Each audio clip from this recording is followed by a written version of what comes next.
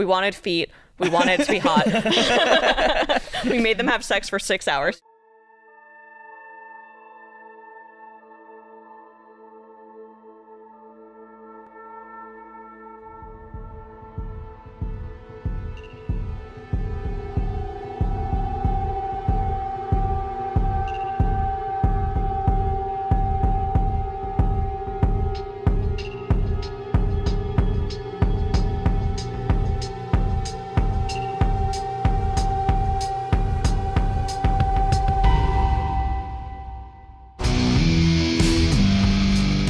Hey, what's up guys? The Kino Corner here. Today is a very special video. I am shooting this at the Austin Film Festival. Well, I mean, this is, one of my studios here, but we are at the Austin Film Festival, and these are two filmmakers who have just released a very new movie called Cannibal Mukbang, which is, the movie is basically what you would think from the title.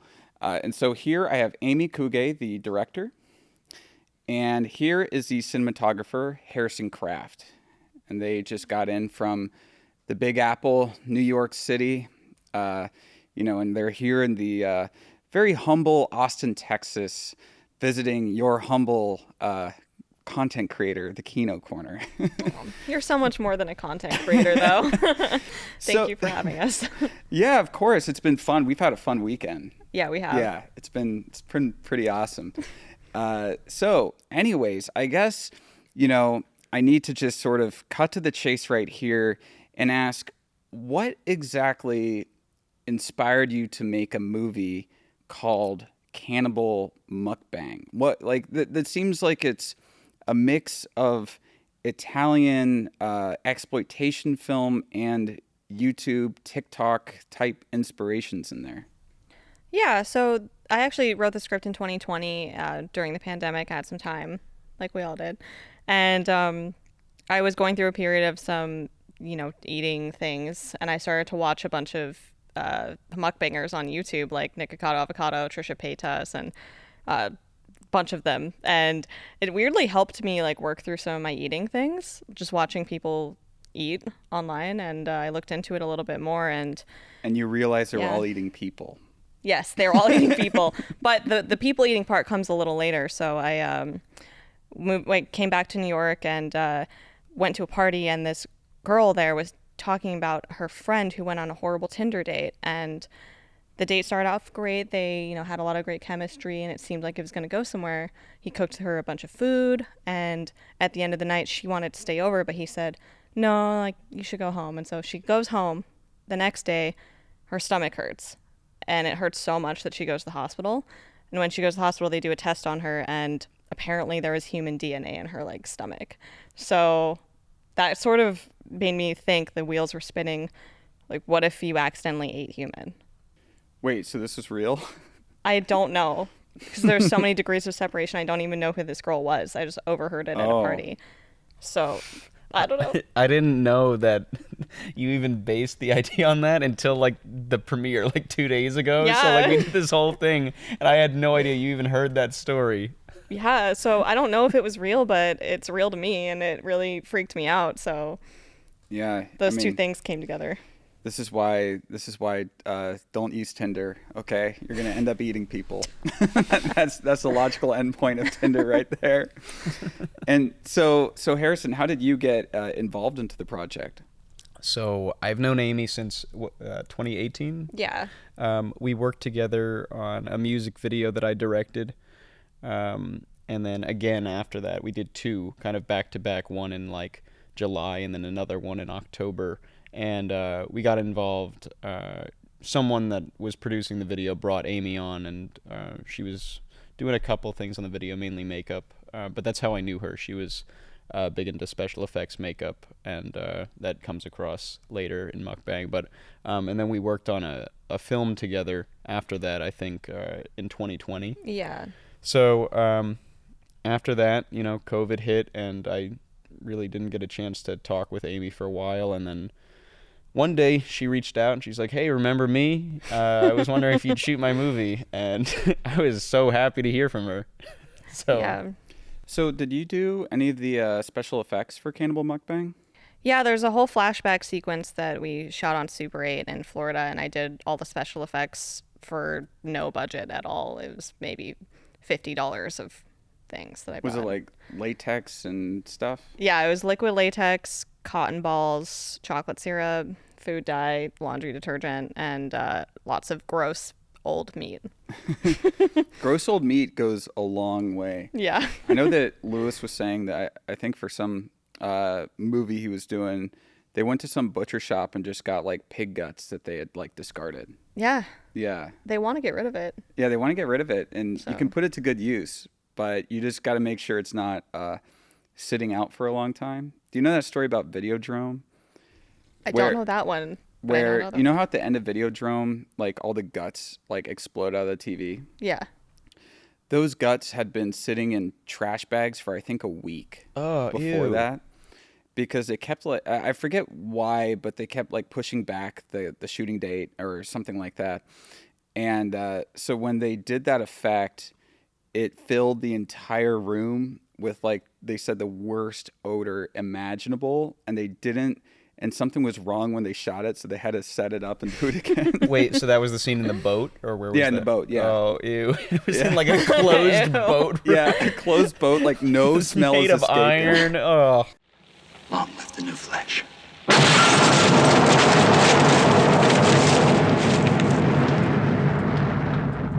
That happened in Day of the Dead too, right? Like the character that gets his guts ripped out. Mm-hmm. That was like real organ meat too. Oh, I'm That sure. was like yeah. disgusting, and I think people like threw up. Oh, yeah, I wouldn't be surprised. Yeah, no one threw up on our set.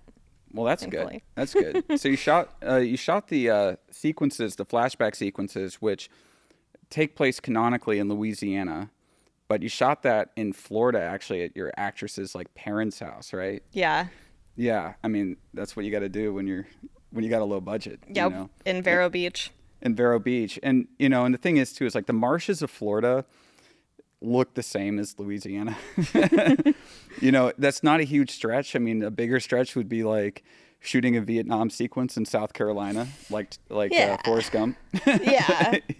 Oh, I didn't know that. Yeah. Oh, wow. Wasn't it on Zemeckis' property or something like It that? was something like he that. owned a lot, and then they did the Vietnam sequences and the house like all in one place. Oh my gosh.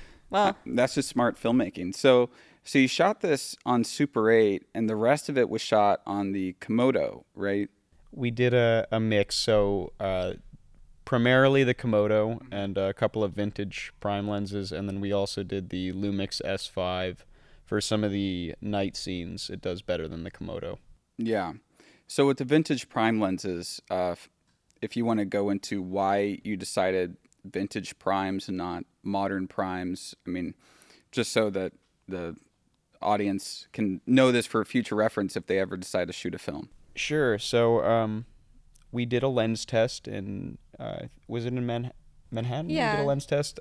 We did a lens test it was the first time we all met, I think, as a cast and crew. I met the actor, actress.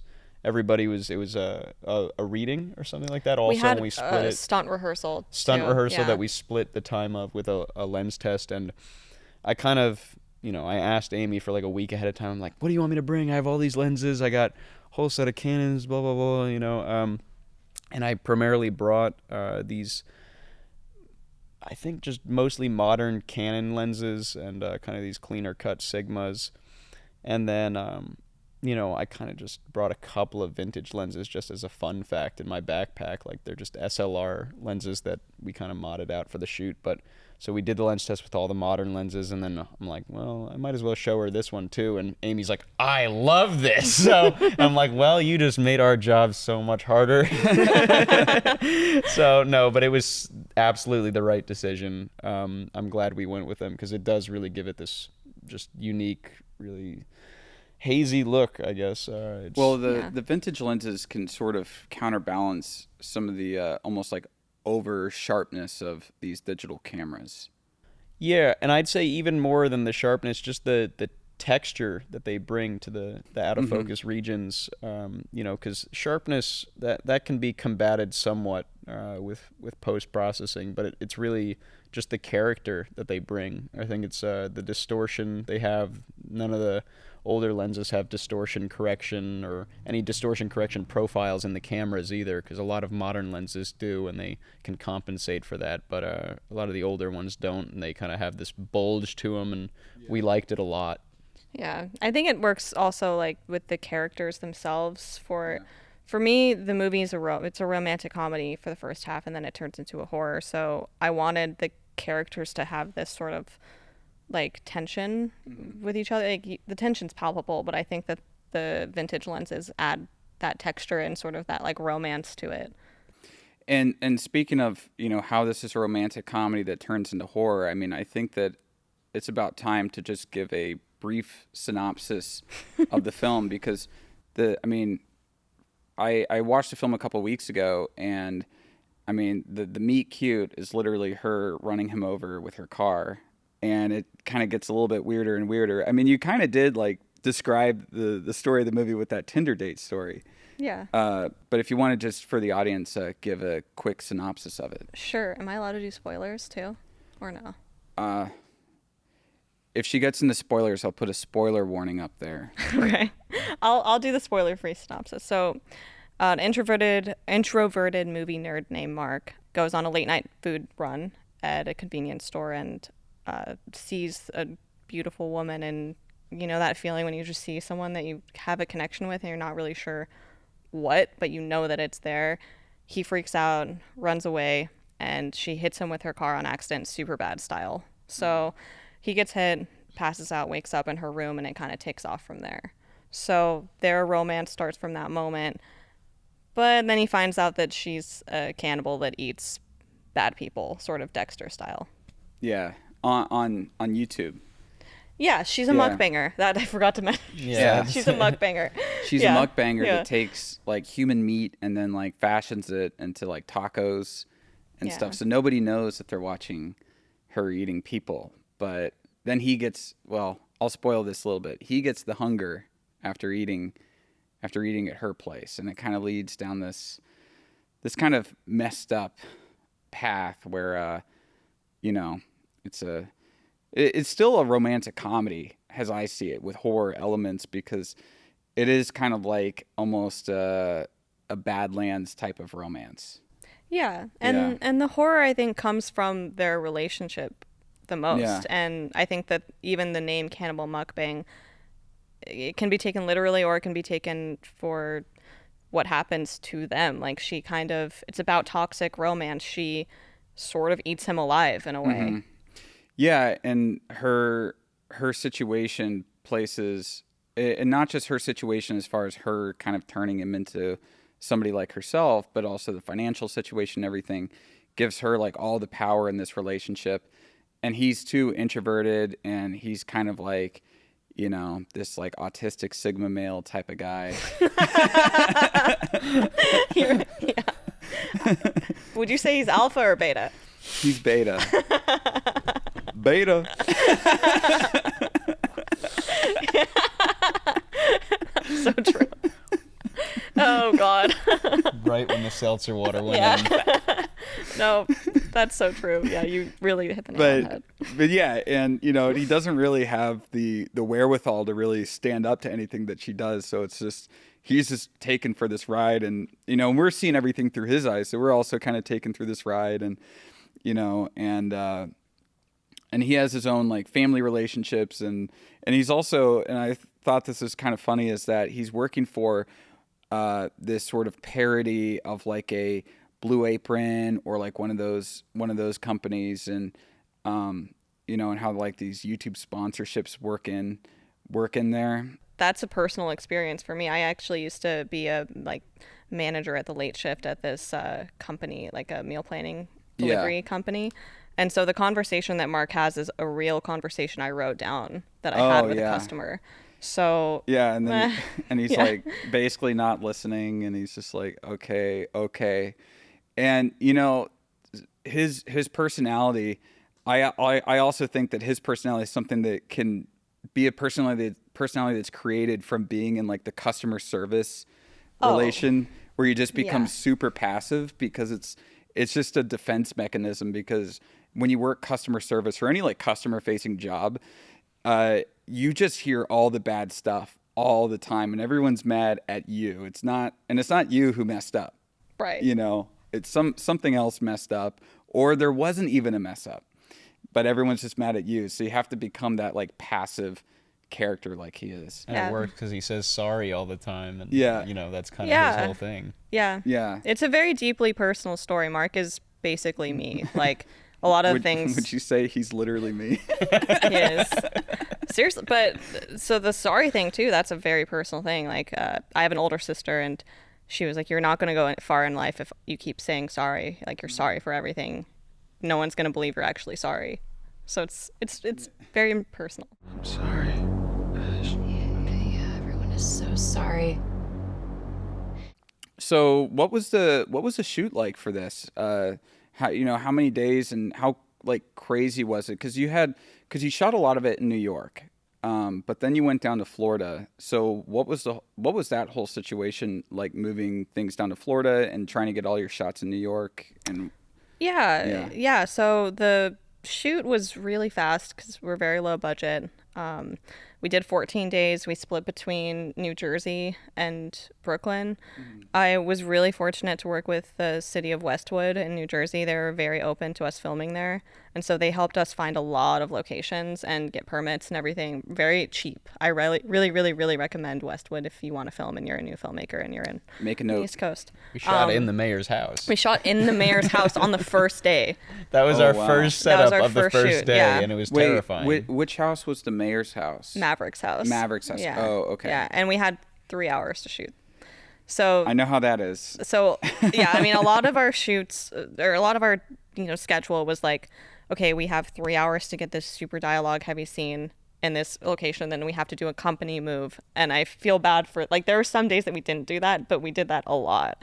So it was pretty chaotic. Yeah, 'cause And there's a lot of locations in the movie. yeah, and we Yeah. ended up doing the Florida shoot actually this year, 2023, in February, because that's when we've March. It was March. We March? did it. Yeah. Yeah, so It was we beginning of March. we did it because I initially wanted to get an actual like teenager to play Ash's sister. Mm-hmm.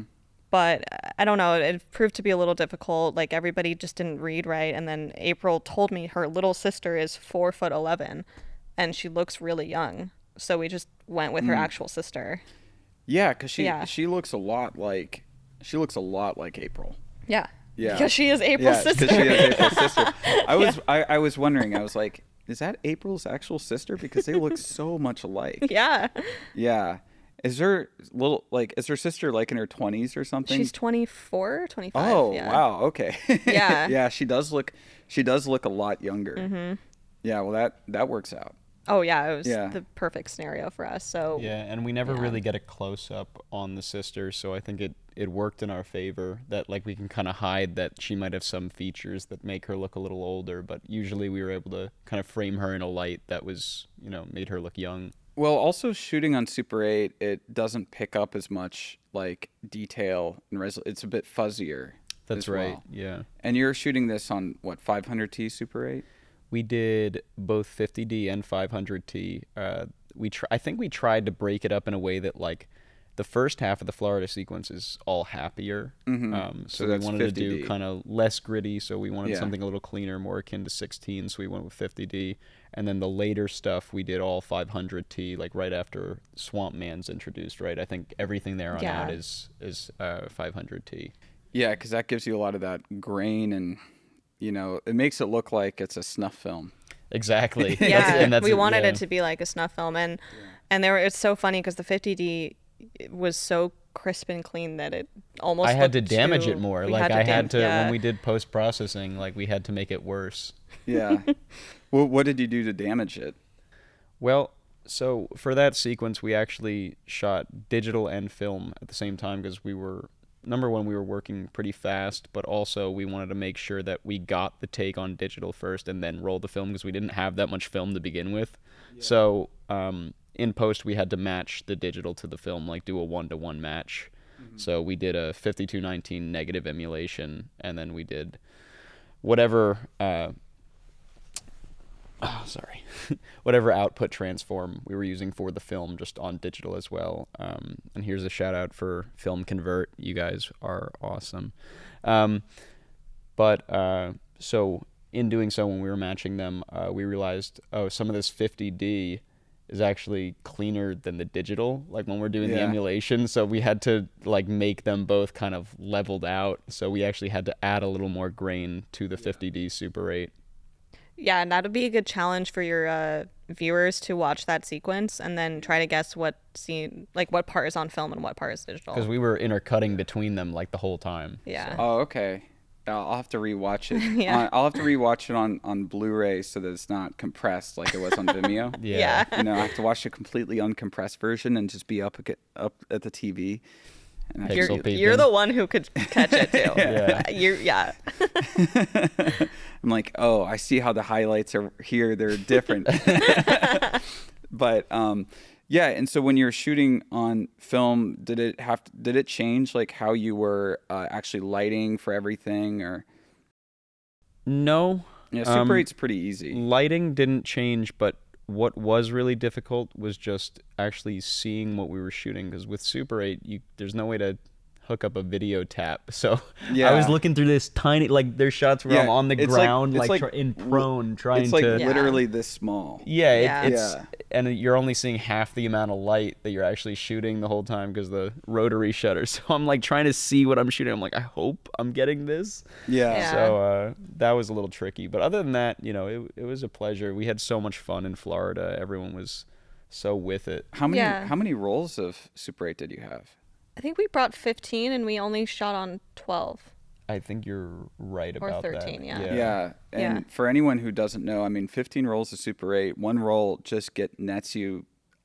Well, you were shooting 24 frames per We were second. doing 24, So and that then we were gets you doing what? high frame rate stuff too. We were doing overcrank. Yeah. Yeah, so that would get you 24. I think 2.5 minutes or Yeah. something per roll. So That's about right. so you're looking at maybe 40 minutes for 15 rolls.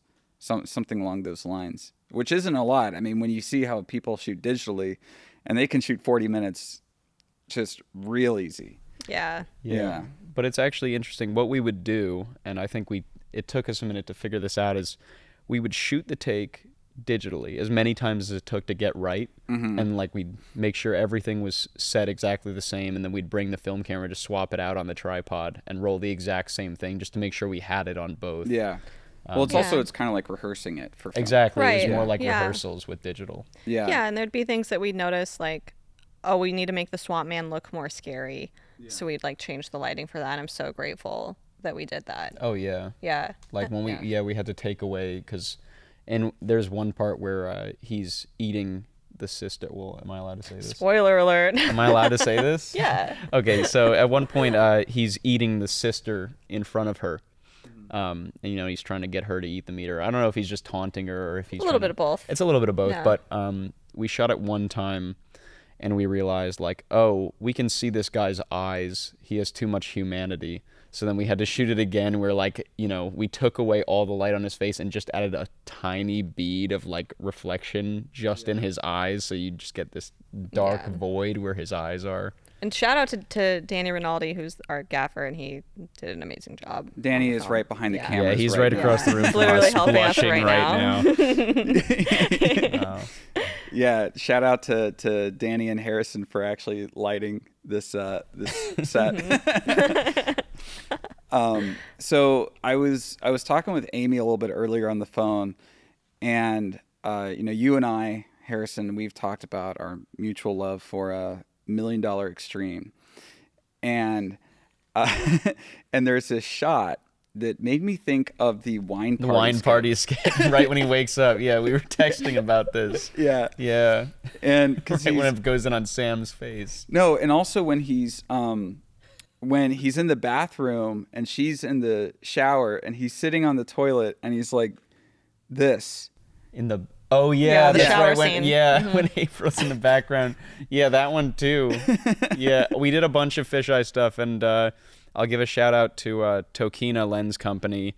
We did all of our wide angle stuff on their 11 to 20 millimeter and their 10 to 17 millimeter fisheye. I shot my first short that I did on 16. I shot that on the Tokina, I think 11 to 16. It's a great lens. Yeah. Yeah. Yeah, I like Tokina. It was a beautiful lens. Yeah, they're always really sharp, and I don't think enough people realize that there's a lot of character in those lenses. Like I did a video called Live, and there's this shot of a hand holding a centipede. It's like the prettiest shot I've ever got. It's like the background is just like this waterfall. It's beautiful. Yeah, I really like the bokeh on those. Yeah, it's gorgeous. But so what was your like cinematographic? Is that the word? Cinematographic? Is that an What's the actual rest word? of the sentence, and then we can figure out that word. Like influences for how you like shot the movie. Sure. So when Amy first called me about it, she told me it's half rom-com, half horror, thriller, grindhouse, whatever, and so I've never shot a rom-com. I don't know what that is in my own internal language, I guess. So like I watched a couple of early 2000s, late 90s Ben Stiller movies. Like, Heartbreak Kid was a big one for me. Heartbreak Kid. Did you watch 13 Going on 30? I watched a couple of Judd Apatow you movies. should Like I have. watched like 40-Year-Old Virgin. I'm like, okay, how do they? What's different about these? Why do they look like this? So we definitely lit with a little more fill at the head of the movie, and then as it goes on, excuse me, that seltzer is getting me.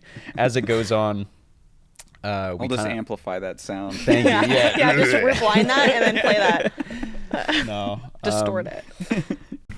But yeah, and we took a little more of the fill away, going farther and farther into the movie, and then there were other references that we used, like Jennifer's body, and there's a lot of just like very low-key lighting that we were using for some of the at-night exteriors that I really enjoyed, but also keeping in mind, like, we wanted to play with color. One of the first things Amy said to me was, I really want it to feel like poppy and saturated. I hate this dull look that a lot of movies go for these days. Yes. And Yes. The Arrival look. the Arrival Right. look. Yeah. Yeah, or I mean, I love Underworld, but like it's so blue. Like there's just so many movies I see that are just one color, one note, and I wanted this Yeah. to be like eye candy because Ash is eye candy. Like I wanted it to just be bright and sexy and fun. You're trying to make her a scream queen in here. Yeah, Yeah.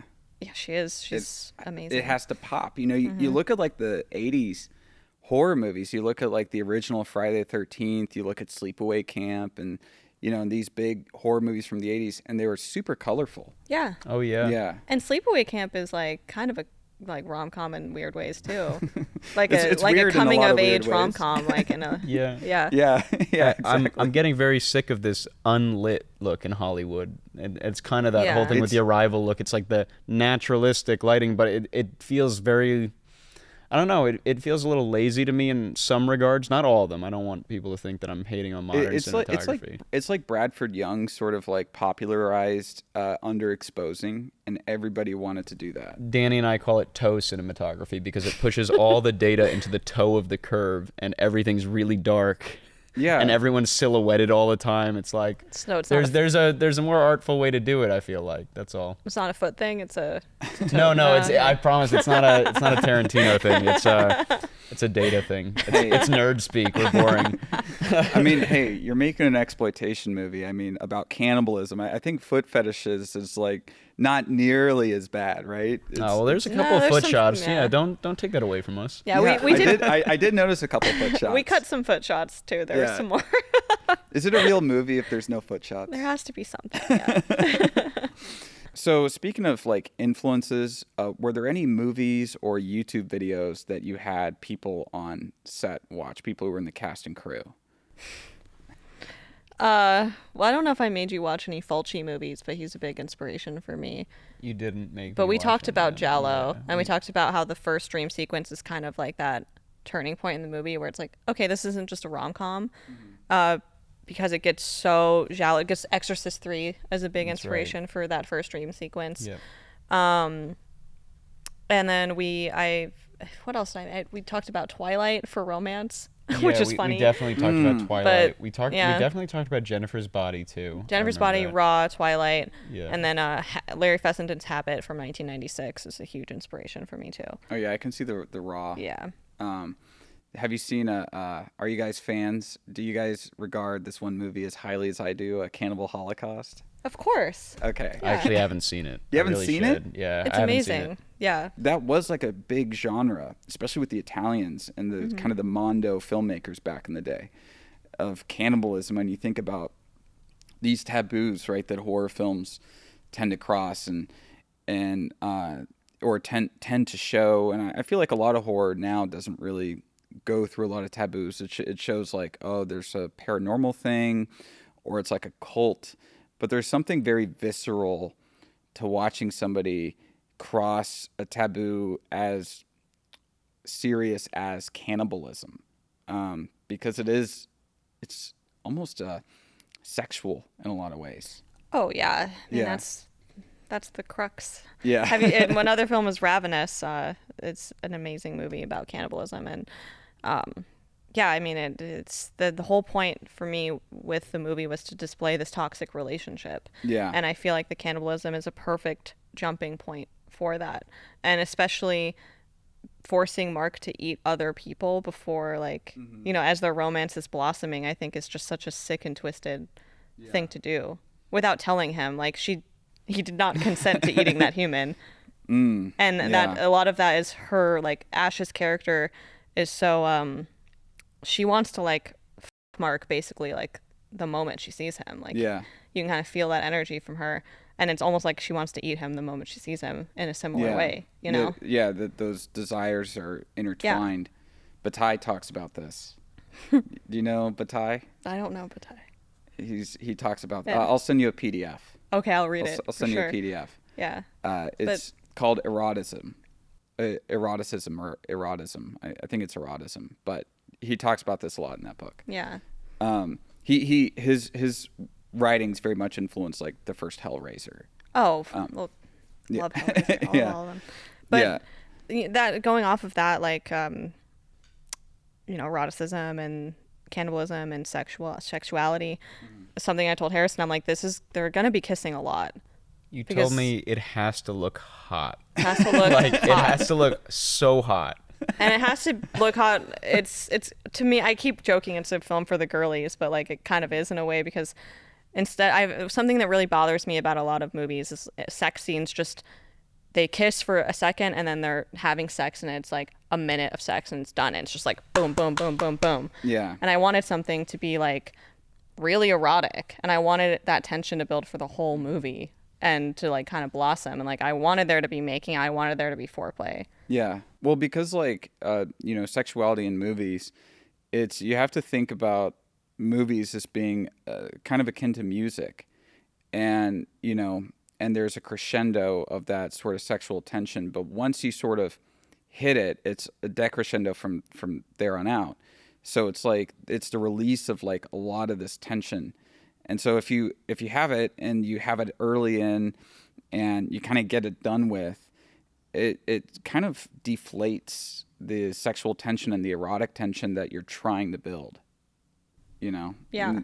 And your like sex scene, spoiler alert, is like closer to the end of the film. Mm-hmm. It's after so much has already been done, because you're building up to that. And in a way, they're a pretty trad couple. Yeah, they really are, but only on Mark's side. Yeah, Because only on Mark's side. she's always trying to do it, and he's Yeah. always saying, "No, I want to take things slow," which I've never seen in a movie. I've never seen a guy be the Yeah. one, "I want to take things slow." I'm sorry. No, I'm sorry. It's okay. I just want to take things slow. It's okay. Well, because guys, we're very romantic. A lot of us Yeah. are. We're very romantic. Okay. Yeah, and he's a hopeless romantic, and I think it's interesting that he doesn't see her naked when they have sex. He sees her naked when she's about to get like raped by somebody. Yeah. And the fact that he doesn't stop it immediately is kind of an interesting thing to think about. Yeah, I remember one of the Yeah. comments on Letterboxd we got was like, it's kind of weird that like he asked her why like she killed the guy like right after he almost tried to rape her. And I was like, yeah, I guess, but like he's also just kind of a quiet, standoffish guy. Yeah. Like, You're just gonna pretend like that was okay. What does okay even mean? It's a circle of life. People live and people die. It's normal. I don't know. He's kind of a wimp. Like, that's his thing, and she makes him macho. Well, what did you call him earlier? Sigma male, autistic Sigma male. If he had a Twitter account, what kind of profile picture would he have? Ooh, that's a really good question. I think it'd be some random movie. Yeah, I think it would be like the guy from Brain Damage, or something like that.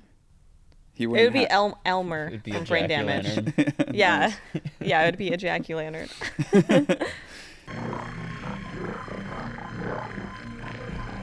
So one of the things that attracted me to this, I mean, apart from the name, I was just going down AFF and I saw Cannibal Mukbang, and I texted one of the marketing people. I said, I want to interview whoever made Cannibal Mukbang because it just sounds funny, and I want to. It's just a cool title. And then it turns out that you know Lewis and everything, so I didn't even have to go through AFF for it. But one of the other things that really attracted me to it was the poster. The poster's really cool. Who made this poster? So Mark Schoenberg made the poster. I had a session, like a photography session, with this photographer in New York named Erica McLean. Yeah, sorry, named Erica McLean, or MacLean. I'm not sure how to pronounce her name, but we had a photo shoot, and then I commissioned Mark Schoenberg from Sadist Art Designs to make it. And I had the vision super strong in my head before I even filmed the movie. I had I knew that I wanted her to be eating spaghetti off of his head, and for it to be like body parts and like boobs and just like, hot. Yeah. What, blood, sex, food? Yeah, he came up with that, actually. Yeah, I was editing a teaser trailer for the movie, and I was like, what do people want to see when they watch a movie? Blood, sex, and food. And that's what this movie's about. It became the tagline, I guess. So you guys have been filming mukbangs to promote the film, right? And posting that on social media. Yeah. Who do you think has had the funniest, and what was maybe one of the grossest mukbangs you think that one of you guys have made for the promotion? Well, definitely Nate Wise for Mark. His was the grossest because apparently a pound of ricotta went bad at his work or was going to go bad. And so he took it home, and then his fridge broke. So he's like, I have to eat this pound of ricotta today. And it was hot, so he took his shirt off, and you just have to watch it. It's disgusting. If you could send me the video, maybe I'll put that. I will. Yeah. It's unhinged. Yeah. Sometimes it just is like that, right? It is what it is. You got to eat that pound of ricotta. He put honey on it, so he made it a little more. Oh. Yeah, you hate that, don't you? Well, and one final question. Is there one scene from the movie that you're most particularly proud of, that like you want people walking away from the movie really thinking about this scene? I think the Florida sequence. I really do. I think that's it's a sequence in the movie that could honestly stand on its own if the rest of the movie wasn't there, and I think that's says a lot about it. Yeah, it kind of works as like a little like snuff film segmented into this like dark rom-com. I agree with that, but to just give a different answer, that's my number one. I think we hold that very close to our heart. And then 2 would definitely be the sex scene, because it took 6 hours and I hired an intimacy coordinator, and it was really intense, and everyone hated me that I had them have sex on a big metal table. But I was like, I have a vision. You're not having sex on the bed. You're having sex on the dissection table. The table wasn't the hard part. It's that the ceilings were like 5 feet tall. Yeah. So like trying to light them in this tiny space, they're 4 feet off the ground and the ceiling is like right above them. Yeah, but we rehearsed the hell out of that with the intimacy coordinator, and we're like, okay, so you're gonna be a missionary, cowgirl, Lotus, whatever. I'm sorry, Lotus. And then what did Kennedy say? She's like, I think we should get the moment of insertion. Yes, like that would make the scene. Kennedy Murray is an amazing intimacy coordinator, and I told him, like, anything that you think, I want to collaborate with you. that was really important for me to collaborate with everybody and like get everyone's ideas. So Yeah, we're because those are like the most awkward scenes to shoot. yes. Yeah. And so we're like 4 hours into filming this. Everyone ate like Thai for lunch. So all of our stomachs are like freaking out, super quiet in that room. Kenny's like, Amy, can you come out here? So she pulls me aside and she's like, so I really think this scene would, be so much better if we just got the moment of insertion. And so she's like, I want to see like their reactions to like the moment of insertion. And so I told her, you have to ask them that. I'm not asking them that. She did, and they accepted, and it's great. Wow. Yeah. That's wild. And you got that, like their faces? Yeah. It was a profile. It's a yeah. Well, I would say it's a 2-shot, but since it's like they're horizontal in the frame, I don't know if he'd call that a 2-shot. Maybe he would. But yeah, no, it's good. We get both of their reactions. We get the movement. There's like a little ball in between them. They're both wearing these weird underwear things, undergarments. Yeah. Yeah. Yeah, I've never shot a sex scene, so I don't know anything about shooting it. So you have to wear like weird underwear? Yeah, they have to wear this.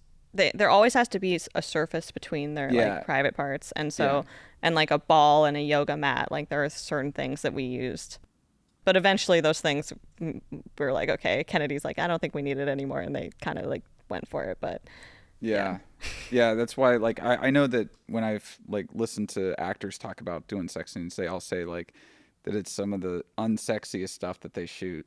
Yes, it is. Especially when you've done it for 6 hours straight. Yeah, especially when you have to do more than 2 takes of the same thing. Yeah. Yeah.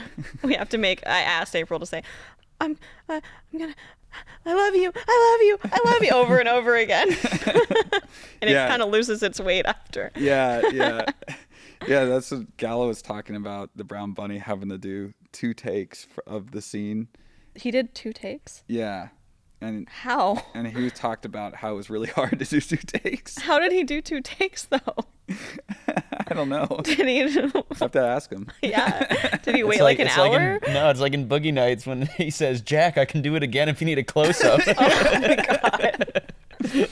And Gallo after that just goes to the hotel mirror and says, I'm a star. A big bright shining star. He's saying that to Roger Ebert's grave right now. Well, anyways, guys, thanks for joining me. Yeah, of course. What a great way. Thanks for having us. Yeah, we just ended on blowjob jokes.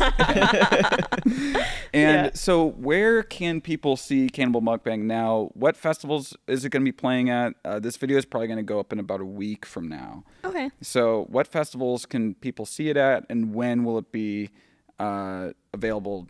When will it be available to watch for everybody else? Next screening will be at Fright Night in Kentucky, and then it will play twice in London at Soho Horror Film Fest and at Horror on the Sea. And after that, it has a few more festivals I'm not allowed to announce yet. Oh, one in Austin too. It's going to play again in Austin at Ethereal Horror Fest. Okay, cool. But once we are, we'll put them in the description or something. And as far as just keep me updated. For sure. And as far as a wider release, no big plans yet. I just wanted to have a really kick-ass festival run and have as many people see it as I can. Yeah.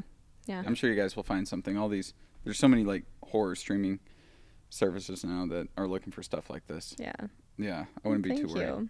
Thanks for having hopefully us. This helps. Hopefully this helps with, I hope so. No, I hope this has been awesome. They don't watch it and they're like asking the serious questions. They just cut the part where I say we wanted feet. We wanted it to be hot. We made them have sex for 6 hours straight. No. This is gonna be a 60-second video. Yeah. I was just trying to get enough good. The thumbnail is afoot. It's all right. Yeah, it's just April's feet. Well, anyways, thanks guys for joining me. Thank you. Go check out their movie.